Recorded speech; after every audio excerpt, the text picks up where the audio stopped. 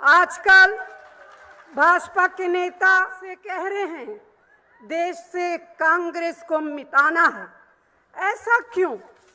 वे जानते हैं कि कांग्रेस रहेगी तो वे भाई भाई को आपस में कैसे लड़ा पाएंगे।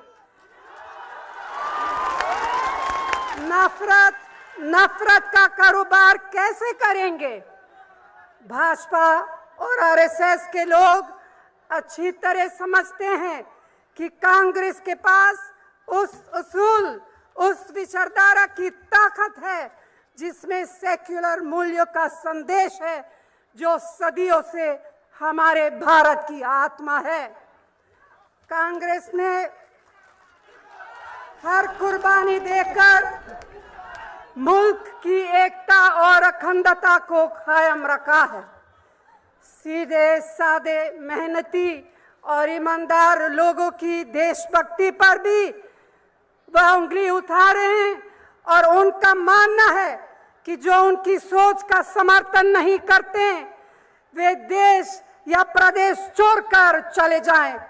मैं भाजपा उनके संगठनों से साफ साफ कहना चाहती हूं कि भारत की सभी संतानों का खून पसीना इस मिट्टी में शामिल है।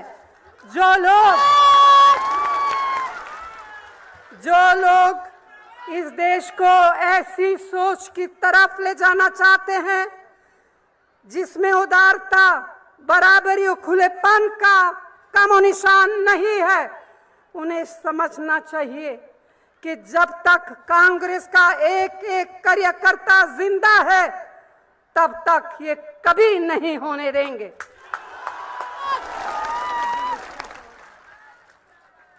मजहब की सियासत करने वालों से तो हमें अपने लोकतंत्र की रक्षा करनी ही है।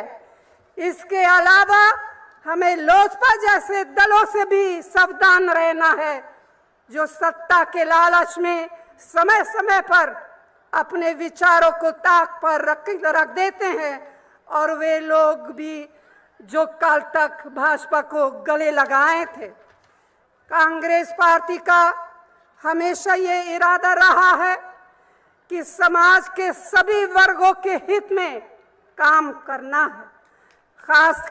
खास तौर से जो तरक्की की दौर में पिछड़ जाते हैं, हमारी यूपीए सरकार का यही मुख्य लक्ष्य रहा है। मिसाल के तौर पर अकलियतों के लिए पहली बार अलग से एक मंत्रालय बनाया है। सचर कमेटी की करीब सभी सिफारिशों पर अमल हुआ है। मौलाना आजाद फाउंडेशन के जरिए मदरसों में आधुनिक शिक्षा के लिए आर्थिक मदद भी दी गई है और भारी तादाद में तालीम के लिए वजीफे दिए जा रहे हैं। आपकी यहाँ दलितों और आदिवासियों के हित में अनेक ठोस कदमों के साथ उनके बच्चे पढ़ लिख कर काबिल बने, अपना भविष्य बन सके, इसके लिए जगह जगह नवोदय विद्यालय और कस्तूरबा गांधी बालिका विद्यालयों की स्थापना भी की है। भरपूर स्कॉलरशिप की सुविधा भी दी है। आदिवासियों और वनवासियों को जंगल की जमीनों और उसकी उपज पर मालिकाना अधिकार दिया है। अभी हाल में एक ऑर्डिनेंस के जरिए उन पर होने वाले अत्याचारों के खिलाफ एक कठोर कानून बनाया है। वर्षों पुरानी सिर पर मैला धोने जैसे बुराई को खत्म करने के लिए एक प्रभावशाली कानून बनाया है, जिससे अब हमारे सफाई कर्मचारी भाई बहनों को यह काम नहीं करना पड़ेगा। पिछड़े वर्गों के उत्थान की तमाम योजनाओं के साथ ही उनके बच्चों को उच्च शिक्षा संस्थाओं में आरक्षण और आसान शर्तों पर कर्ज की सुविधा दी है। पिछले सालों में बैकलॉग के जरिए लगभग 70,000 नौकरियां भी दी हैं। हमने समाज के सभी वर्गों को कानूनी तौर पर अधिकार दिए हैं, जैसे कि 14 वर्ष तक के सभी बच्चों को मुफ्त शिक्षा का अधिकार दिया है। भाजपा की एनडीए सरकार के जमाने में गांव में मजदूरी 25 से 30 रुपए तक मिलती थी। आज हमारे महात्मा गांधी नरेगा की वजह से 150 से 180 रुपए तक रोजाना मजदूरी मिल रही है।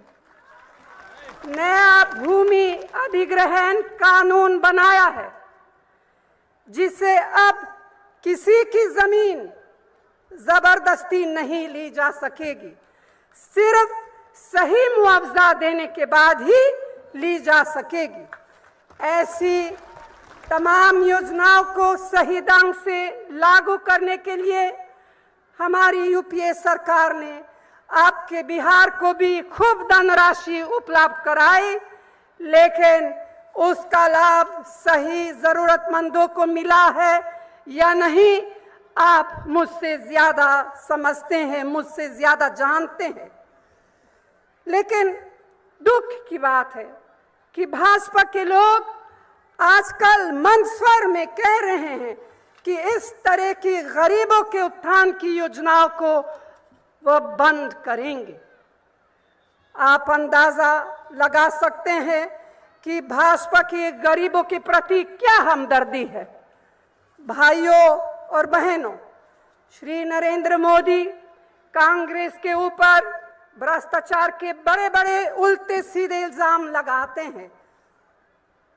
देश भर में इधर उधर जाते हैं और हमारे ऊपर हर तरह के गलत इल्जाम लगाते हैं। अगर भ्रष्टाचार को रोकने के लिए किसी ने कदम उठाए हैं तो कांग्रेस पार्टी ने उठाया है। अगर हम भ्रष्टाचार पर लगाम नहीं लगाना चाहते तो क्या सूचना के अधिकार जैसा कानून बनाते हैं? इसी के वजह से कई भ्रष्टाचार के मामलों का पर्दाफाश हुआ है, दोषियों को सजा मिली है। मैं पूछना चाहती हूं, क्या भाजपा की सरकारों ने इस तरह के कदम उठाए हैं? क्या वे गुजरात में ऐसे कदम उठाए हैं?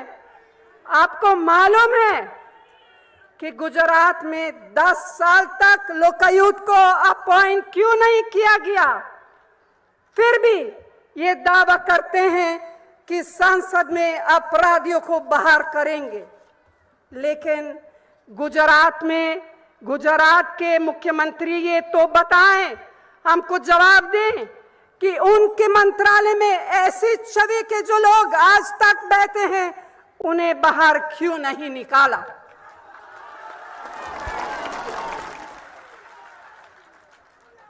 भाइयों और बहनों, जो खुद शीशे के घर में रहते हैं, उनकी कैसी हिम्मत है दूसरों पर पत्थर फेंकने की।